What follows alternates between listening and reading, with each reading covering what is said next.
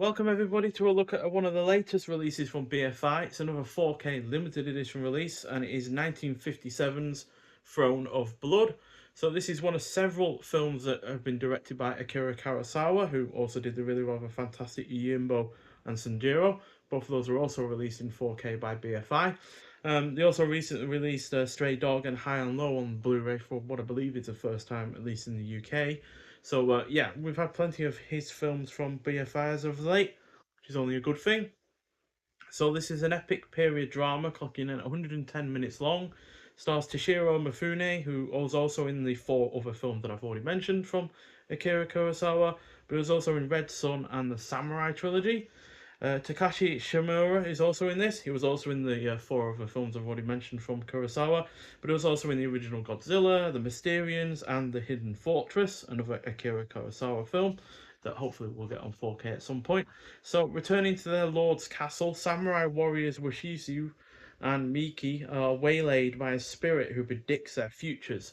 When the first part of the spirit's prophecy comes true, Washizu's scheming wife, Asagi, presses him to speed up the rest of the spirit's prophecy by murdering his lord and usurping his place. So this uses really rather easy to follow plot as a launching pad for its complex themes and an effective layer of horror to make for one hell of an engrossing effort. The horror element is obviously with the spirit, but there's also really rather good horror atmosphere, especially when the castle comes out of the deep layer of fog. It just feels really rather quite ominous. And yeah, Toshiro Mifune is also great in the lead role as he descends into madness thanks to both the evil spirit and his overly ambitious wife, which is depicted really well with its cinematography along with that horror inspired tone and imagery.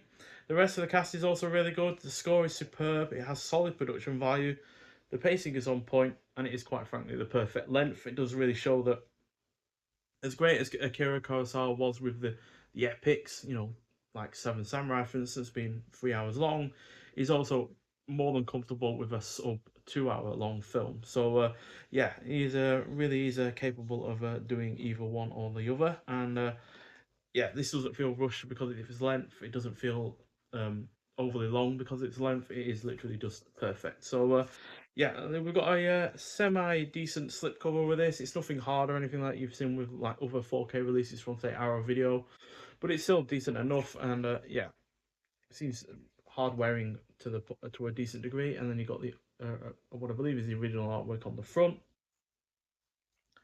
and then we've got the booklet that comes inside of this as well, with a shot from the film on the front. So inside we have Throne of Blood by Alex Barrett, which has spoilers inside, so I'm not going to read any of that. And then we've also got, again, shots from the film. Really have a great cinematography on this. And then we've got Akira Kurosawa on Throne of Blood. So that's him talking about the film itself. And then you got cast and crew in here. And then you got Kurosawa and Shakespeare by Ben Nicholson.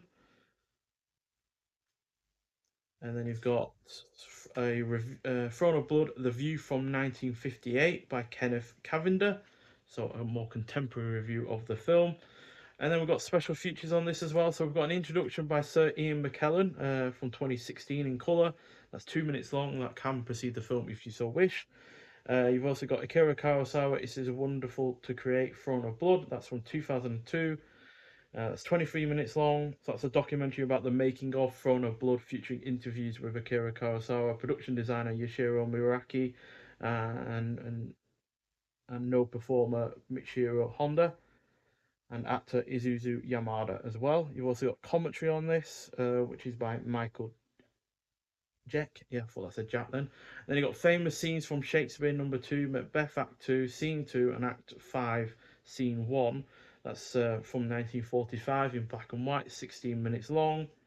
So that's a short film that features two atmospheric scenes from Shakespeare's famous tragedy. So yeah, that just probably gives some kind of context to the fact that this is also based on that Macbeth play. Then we've got an introduction by Mamoon Hassan. That's 7 minutes long from 2012, also in colour.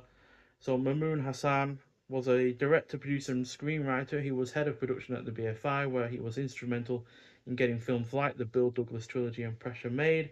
He was later appointed managing director of the National Film Finance Corporation, where he supported films including Babylon, Gregory's Girl, Britannia Hospital, and When the Wind Blows. He also got the original trailer, black and white, from 1957, clocking in at 4 minutes long. And yeah, this was restored in 4K resolution using the original 35mm negative by Toho Company Limited, and is presented in its an original aspect ratio of 137 to 1 with the original restored mono audio.